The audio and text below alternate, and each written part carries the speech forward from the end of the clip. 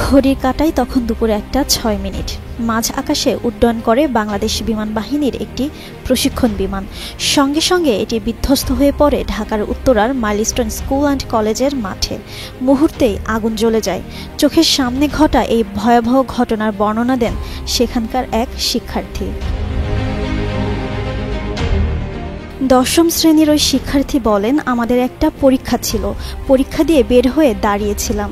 তখন আগুন ধরা প্লেনটা আমার চোখের সামনে বিল্ডিংয়ে আঘাত করেছে। ওই ঘটনায় তার এক বন্ধু নিহত হয়েছে বলেও জানান তিনি। বাংলাদেশের প্রথম 5D AI ইনভার্টার যুক্ত সর্বোচ্চ বিদ্যুৎ সাশ্রয়ী যমুনা এয়ার কন্ডিশন। বলেন, আমার একটা বেস্ট ফ্রেন্ড যে পরীক্ষার হলে একসঙ্গে ছিল, আমার চোখের সামনে মারা গেছে। ওই শিক্ষার্থী আরও বলেন, স্কুল গেটের ভেতরে অনেক অভিভাবক দাঁড়িয়েছিলেন আর ছোটরা বের হচ্ছিল ছুটির সময়। এদিকে ঘটনার পরপরই ফায়ার সার্ভিসের অন্তত 8টি ইউনিট আগুন নিয়ন্ত্রণে কাজ শুরু করে।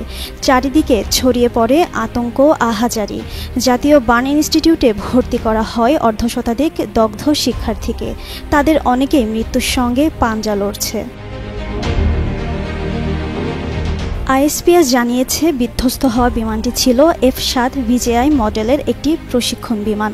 উড্ডয়নের কয়েক মিনিটের মধ্যে এটি নিয়ন্ত্রণ হারায়। এমন মর্মান্তিক ঘটনায় দেশ জুড়ে নেমে এসেছে শোকের ছায়া। সোমবার সন্ধ্যা 6টা পর্যন্ত 19 জনের মৃত্যুর খবর পাওয়া গেছে, আর আহত 164 জন হাসপাতালে চিকিৎসা নিচ্ছেন। জিন্নাত আরা ঋতু, যুগান্তর নিউজ।